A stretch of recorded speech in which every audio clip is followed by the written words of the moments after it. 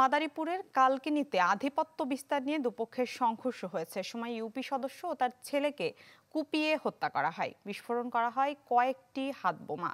খবর পেয়ে পরিস্থিতি নিয়ন্ত্রণে ঘটনাস্থলে পৌঁছেছে সেনাবাহিনী ও পুলিশ। এনে আরো খবর জানাতে সেখান থেকে সরাসরি যোগ দিচ্ছেন সহকর্মী সাগর হোসেন তামিম। তামিম, সেখানকার সবশেষ পরিস্থিতি আমাদের জানাবেন।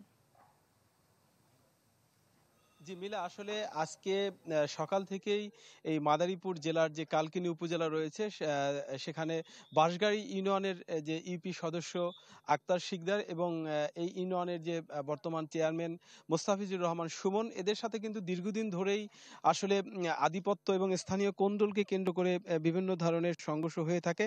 আজ ভোরে আসলে এই বাঁশগাড়ি ইউনিয়নের যে খাসিরহাট ব্রিজটি রয়েছে এর পাশে কিন্তু খুব সকালে প্রায় শতাধিক হাত বোমা এবং ককটেল বিস্ফোরণ করা হয়।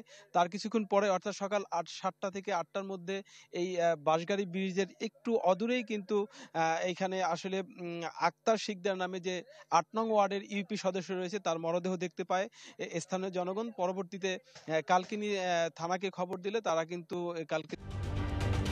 ঢালাইয়ে দৃঢ়তা, নির্মাণে নিশ্চয়তা, প্রিমিয়ার সিমেন্ট, ঢালাইয়ের রাজা। থানা, পুলিশ এবং সেনাবাহিনীর একটি টিম আসলে ঘটনাস্থলে আসে এবং তারপরে কিন্তু এর কিছু দূরে একটু পাশেই কিন্তু এই আক্তার শিকদারের যে ছেলে, তারও আসলে মুমূর্ষু অবস্থায় তাকে উদ্ধার করা হয় এবং তাকে দ্রুতই ফরিদপুরে এবং শরীয়তপুরে পাঠানো হয়। সেখানে কিন্তু এই সকাল 9:30-এর দিকে মারা গিয়েছে বলে প্রশাসন নিশ্চিত করেছে।